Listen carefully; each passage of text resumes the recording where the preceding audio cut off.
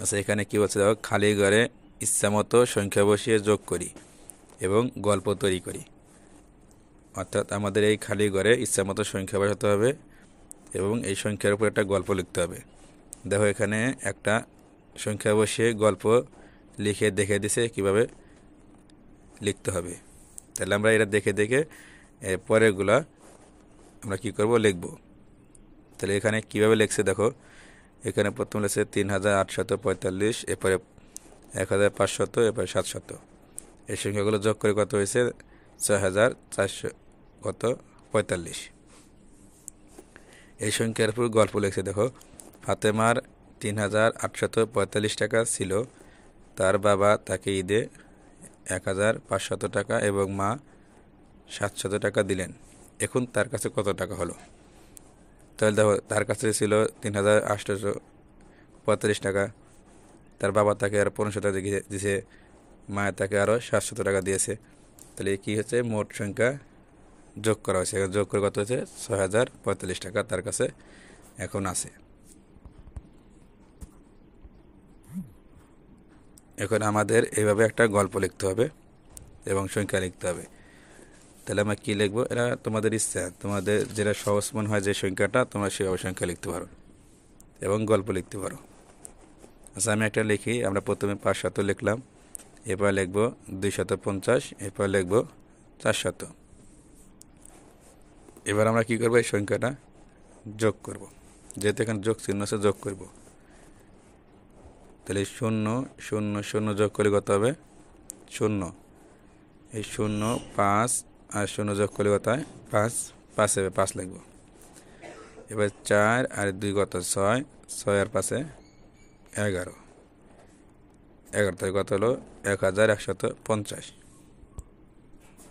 এখন এই সংখ্যার উপর আমাদের একটা গল্প লিখতে হবে। এটা তোমাদের ইচ্ছা মতো গল্প লিখতে পারো, সমস্যা নাই। আচ্ছা, আমি একটা গল্প লিখি। রাজু বাজার থেকে 500 টাকার চাল, 250 টাকার ডাল এবং 400 টাকার মাছ কিনলো। সে মোট কত খরচ করলো? তো কোনো অঙ্কে যদি মোট সংখ্যা জানতে চাওয়া, তাহলে কী করতে হয়, যোগ করতে হয়। তাহলে আমরা এখানে যোগ করেছি, কত হয়েছে, সে 1150 টাকা খরচ করেছে। এই যে 500 টাকা, 250 টাকা এবং 400 টাকা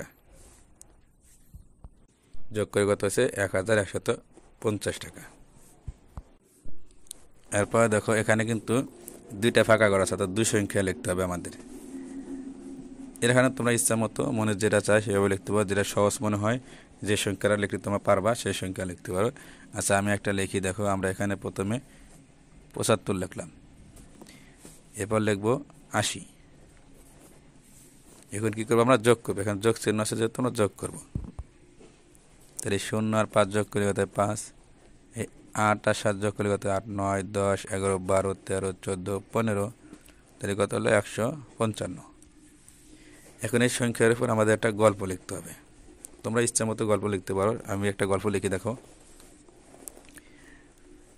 একটি শ্রেণীতে 75 জন ছাত্র এবং 80 জন ছাত্রী আছে।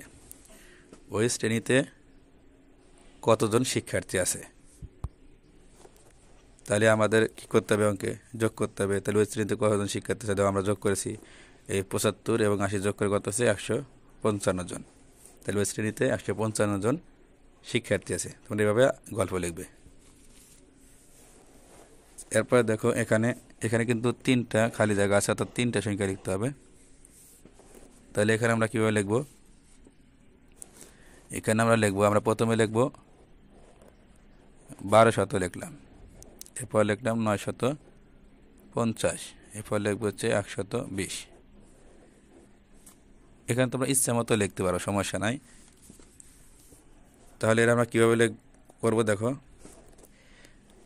আমরা আগে এটা যোগ করব। তাহলে এই 0 0 0 যোগ করলে কত হবে, 0 হবে। আর 2 আর 5 যোগ করলে কত হয়, 7। 7 আর 0 যোগ করলে কত হয়, 7। 7 হবে, 7 হবে এখানে। এরপরে এই 1 আর 9 কত, 10। 10 আর দিয়ে 12। 12 কত হবে, 2। আর থাকবে কত, 1। তো এখানে যোগ করার সংখ্যা শেষ, এখানে শেষ হয়েছে, তাহলে এই এক আমরা কী করবো, এই একের সাথে যোগ করে দেবো, কত হবে 2। কত হলো সংখ্যা 2270। এখন আমাদের কী করতে হবে, এই সংখ্যার উপরে একটা গল্প লিখতে হবে। গল্প আমরা কীভাবে লিখবো? আচ্ছা, আমি একটা গল্প লিখি, দেখো। একটি বাগানে 1200টি আম গাছ ও 950টি কাঁঠাল গাছ এবং 120টি পেয়ারা গাছ আছে। ওই বাগানে মোট কতগুলো গাছ আছে? তাহলে দেখো, আমরা গল্পে কি বললাম, 1200টি আম গাছ, 950টি কাঁঠাল গাছ এবং 120টি পেয়ারা গাছ আছে। ওই বাগানে কতগুলো গাছ আছে? যদি আমরা ওই বাগানে কতগুলো গাছ আছে বের করতে চাই, তাহলে আমাদের যোগ করতে হবে।